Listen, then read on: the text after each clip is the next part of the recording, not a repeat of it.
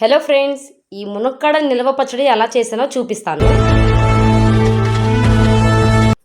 అసలు వంటల్లో నేనేం ఎక్స్‌పర్ట్‌ని కాదండి. నేను కూడా చూసే నేర్చుకున్నాను. అది కూడా వచ్చిందనే వీడియో అయితే చేశాను. వీడియో చేశాను కానీ వస్తే పెడదాము, లేదంటే లేదని అయితే అనుకున్నాను. పచ్చడి అయితే చాలా వచ్చింది. అసలు ఈ మునక్కాడ పచ్చడి పెట్టడానికి కారణం ఏంటంటే ఒక 2 డేస్ నుంచి మా ఊర్లో అయితే తుఫాన్ అండి. గాలి అయితే బీభత్సంగా వచ్చింది. దాంతో మా చెట్టు కొమ్మ అయితే విరిగిపోయి మొత్తం మునక్కాడలైతే చాలా మునక్కాడలైతే ఉన్నాయి. ఇంక మునక్కాడలన్నీ వేస్ట్ చేయడం ఎందుకని ఇలా నిల్వ పచ్చడైనా పెడదామని అయితే అనుకున్నాను. ఇంటి చుట్టూరు ఉన్న వాళ్ళకి కొంతమందికి అయితే ఇచ్చాను. మిగతావైతే పచ్చడి అయితే పెడదాం అనుకున్నాను. చూడండి, చెట్టు మొత్తం తుఫాన్కి అయితే ఎలా విరిగిపోయిందో. మార్నింగ్ లేచి చూసేసరికి చెట్టు అయితే ఇలా విరిగి పడిపోయింది.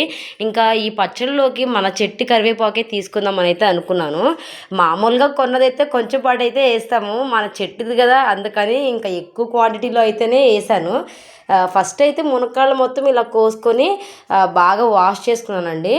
ఇలా వాష్ చేసుకున్నాక ఫ్యాన్ కింద అయితే ఆరేసుకున్నాను, కాటన్ క్లాత్ వేసుకొని. తర్వాత ఒక గిన్నెలో వేడి నీళ్ళు కొన్ని అయితే పెట్టుకొని ఈ క్వాంటిటీలో చింతపండు అయితే తీసుకున్నాను.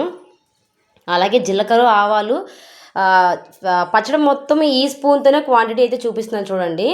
అలాగే కొన్ని అయితే మెంతులు వేయండి. ఈ 2 స్పూన్లు అయితే ఆవాలు, జీలకర్ర 2 అయితే కలిపి ఇలా దోరగా అనేది ఫ్రై చేసుకున్నాక ఇప్పుడు అదైతే పక్కన పెట్టుకొని ఒక ప్యాన్ తీసుకొని నేనైతే పచ్చడి మొత్తానికి 1 కేజీ ఆయిల్ అయితే తీసుకున్నానండి. 1 కేజీ ఆయిల్ అయితే వాడుతున్నాను మొత్తం.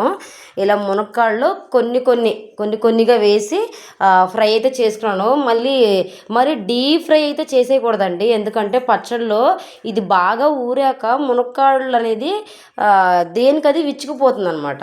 అందుకనే కొంచెం లైట్గా సగంలో ఉడికేయనలేకి తీసేసుకోవాలి. ఇలా తీసుకున్నాక చూడండి, ఇంత చిక్కగా అయితే తీసుకొని చింతపండు గుజ్జు మొత్తం తీసుకొని దీన్ని అయితే దగ్గరికి ఇలాగా ఉడికేసుకోవాలండి. బాగా దగ్గరికి ఇలా ఉడికేసుకున్నాక ఇందులో 3 స్పూన్ల ఇదే క్వాంటిటీ 3 స్పూన్ల ఉప్పు అయితే వేసాను. అదైతే పక్కన మరుగుతుందండి. ఇంకొక దానిపైన అయితే ప్యాన్ పెట్టి ఇలా ఫస్ట్ ఆవాలు, 1 స్పూన్ మినప్పప్పు, ఇంకొక స్పూను పచ్చిశనగపప్పు అయితే వేసాను. ఇదైతే పోపు అయితే ఇలా మరుగుతూ ఉంది. నెక్స్ట్ ధనియాలు చూడండి, ధనియాలు అయితే ఇలా కచ్చాపచ్చగా చేసుకొని వేసుకున్నాం అనుకోండి, ఫ్లేవర్ చాలా మంచిగా వస్తుందంట. నేను కూడా ఆ వీడియోలో అయితే విన్నాను. ఇంకా కరివేపాకు అయితే ఎక్కువ క్వాంటిటీలోనే వేసానండి, మన చెట్టుదే కదా, ఫ్లేవర్ కూడా బాగుంటుందని. ఫైనల్లీ అది కూడా పొడి చేసి పెట్టేశాను పక్కన మిక్సీలో. ఇంకా ఇది మరుగుతున్న దాంట్లో 1 స్పూన్ అయితే ఇలా పసుపు అనేది వేసి అది కూడా బాగా కలిసేదా కలుపుకొని ఇప్పుడు కొంచెం ఆయిల్ అయితే వేసుకున్నానండి. చూడండి, కొంచెం ఆయిల్ వేసుకొని అది కూడా మంచిగా ఇలాగా బాగా దగ్గర పడే వరకు చూడండి ఈ క్వాంటిటీలా వచ్చే వరకు అయితే చేసుకున్నాను. ఇదైతే కారం అండి. కారం అయితే మీరు ఎంత తింటారో అంత అయితే వేసుకోవచ్చు. మేమైతే కొంచెం బాగానే తింటాము. అంత తగ్గినట్టయితే 1/2 కేజీ కారం ప్యాకెట్ అయితే తీసుకొచ్చి అందులో సగం అయితే వేసేసాను. ఇంకా పోపు వేసేసాను. ఎండుమిర్చి అనేది మర్చిపోయానండి, చెప్పాను కదా వంటలు ఎక్స్పర్ట్ని కాదని. మళ్ళీ పోపు పెట్టుకొని ఎండుమిర్చి అయితే వేపుకొని అవి కూడా వేసుకున్నాను. తర్వాత ఫైనల్లీ చింతపండు గుజ్జు కూడా వేసేసాను. వెల్లుల్లి రెబ్బలు ఇలా తొక్కలు తీసి చిన్న పీసులుగా కట్ చేసుకొని వేసుకున్నాను.